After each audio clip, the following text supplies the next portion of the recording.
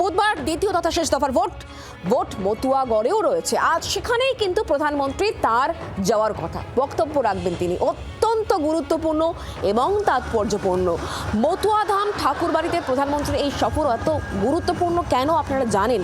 Matua vote একটা বড় factor, আর অনেকেই কিন্তু এবারে যে এসআইআর সেই তালিকায় নাম তোলাতে পারেননি, সেই জায়গাতে একটা আতঙ্ক কাজ করছে। যদিও গতকালই মোদির ডেপুটি মানে অমিত শাহ বর্ধমানে জামালপুর থেকে দাঁড়িয়ে একটা বড় আশ্বাস বাণী দিয়েছেন। কি বলেছেন শোনাই আগে। मतुआ समाज वालों को धमकाती है कि अगर हम आए तो आपके वोट चले जाएंगे। दीदी, ये मतुआ समाज तो हमारा प्राण है, इसको कोई छू नहीं सकता। सीए के कानून को लागू नहीं करती है। आप कमल फूल का सरकार बना दो, 5 तारीख के बाद सभी मतुआ समाज के भाइयों बहनों को नागरिक बनाने का काम भारतीय जनता पार्टी करेगी।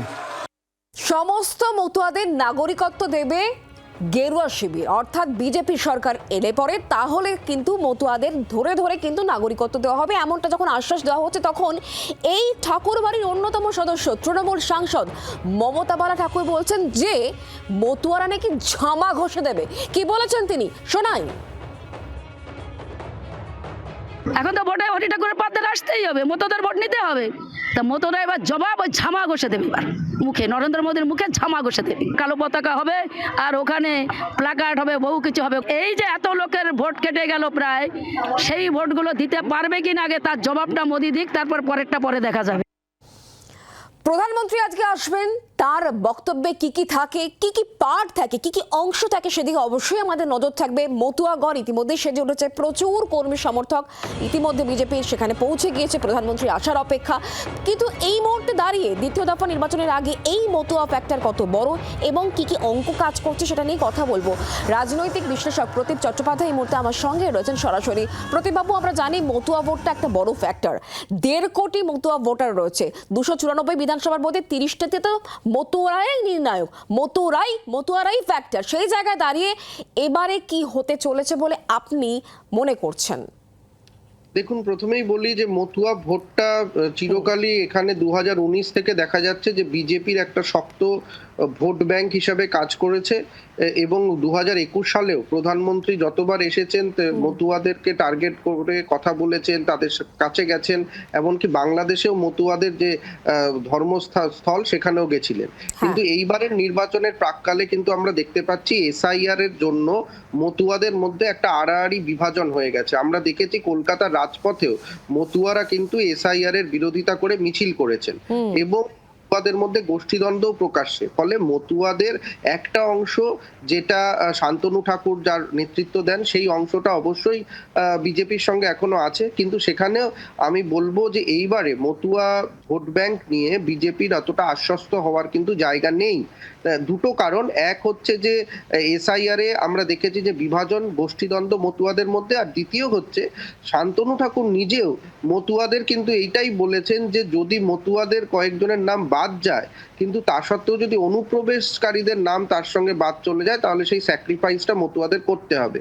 ফলে মতুয়াদের যে এবং সিএএ যে কার্ড, সেই কার্ডটা কিন্তু 2019 সাল থেকে এতদিনে সমস্ত মতুয়াদের মধ্যে কিন্তু বিলি করা যেতে পারতো, তারা কিন্তু এই কার্ডটা দেখাতেই পারতো, কিন্তু সেটা হয়নি। বরঞ্চ আমরা দেখলাম যে এসআইআর এ তড়িঘড়ি করে এই একটা ক্যাম্প খোলা হচ্ছে, বারে বারে ক্যাম্প খোলা হচ্ছে। ফলে কোথাও গিয়ে আজকে প্রধানমন্ত্রীর কাছে থেকে মতুয়ারা এই আশ্বাসটাই পেতে চাইছে যে তাদের নাগরিকত্বর যে কার্ড, সিএ এর কার্ড, সেইটা তারা কত তাড়াতাড়ি এবং কত মসৃণ ভাবে পাবে, এবং যাদের আজকে এসআইআর এর নাম নেই তাদের মানে প্রতিবাবু আপনি বলছেন দেশের স্বরাষ্ট্রমন্ত্রী যখন এই আশ্বাস দিচ্ছেন, সেই আশ্বাসে আসলে চিরে ভিজবে না, কারণ 2021-এ আমরা যেমনটা দেখেছিলাম যে বিজেপি পেয়েছিল 28টা মতুয়া অধ্যুষিত ভোট এক্ষেত্রে, এবং তৃণমূল কংগ্রেস 21টা পেয়েছিল।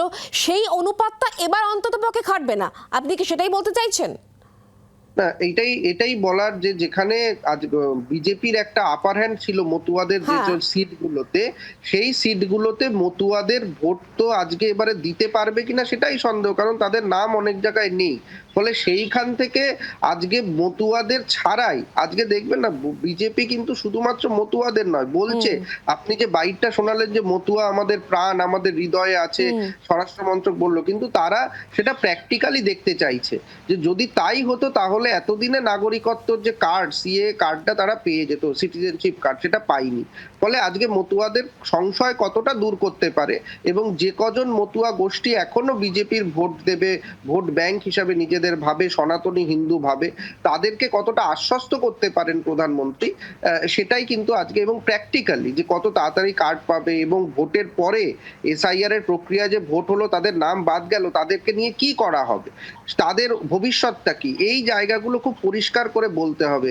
না হলে তৃণমূল কংগ্রেসের বিরুদ্ধে কথা বললে সেটা রাজনৈতিক বক্তব্য, সেটা অন্যান্য, কিন্তু শুধুমাত্র মতুয়ারা তারা নিজেদের জন্য বিশেষ যে সুবিধাগুলো সেগুলো কিভাবে পাবে সেটার দিকে তাকিয়ে আছে, এখনো তার সদুত্তর কিন্তু মেলেনি। আর সেই জায়গা থেকে মতুয়া বালা ঠাকুর তার বক্তব্য আমরা শোনালাম, এবং তিনি কিন্তু তৈরি তার কর্মী সমর্থকদের নিয়ে, যে ক্ষেত্রে আজকে প্রধানমন্ত্রীকে হয়তো কালো পতাকাও দেখানো হতে পারে, সেই জায়গা থেকে কোনো রকম কি বিশৃঙ্খল পরিস্থিতি তৈরি হতে পারে বলে মনে হচ্ছে আজকে প্রধানমন্ত্রী সভাকে কেন্দ্র করে? কি মনে করছেন আপনি? আমার মনে হয় না যে বিশৃঙ্খলা পরিস্থিতি তৈরি হবে, তার কারণ ইলেকশন কমিশনের অধীনে কেন্দ্রীয় বাহিনী আজকে এবারে যথেষ্ট টহল দিচ্ছে, তারা শক্ত আইন শৃঙ্খলার রাশটা নিজেদের হাতে নিয়েছে।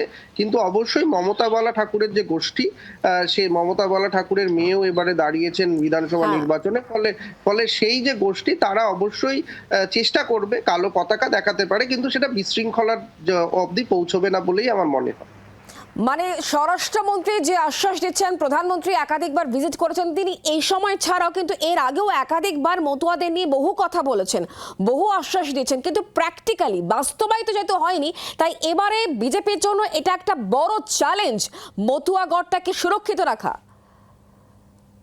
একেবারেই তাই, আমি সেটাই বলতে চাইছি যে এবারে যে গোষ্ঠীটা এখনো বিজেপির সঙ্গে আছে, একটা গোষ্ঠী নেই, তার কারণ হচ্ছে এসআইআর তারা বিক্ষুব্ধ। যে গোষ্ঠী আছে তাদের ভোটটাও যাতে শুধুমাত্র বিজেপি পায়, সেইটাকে আরো তাদেরকে আশ্বস্ত করতে হবে। আমার মনে হয় স্বরাষ্ট্রমন্ত্রী যেটা বলেছেন সেটা আবেগের কথা, কিন্তু প্র্যাকটিক্যাল কথা, কিভাবে তাদের যাদের এসআইআর এর নাম বাদ চলে গেছে, অনেক আর এই বাস্তবের মাটিতে দাঁড়িয়ে মতুয়ারা কি ঠিক করেন সেটা জানা যাবে আগামী 4 মে।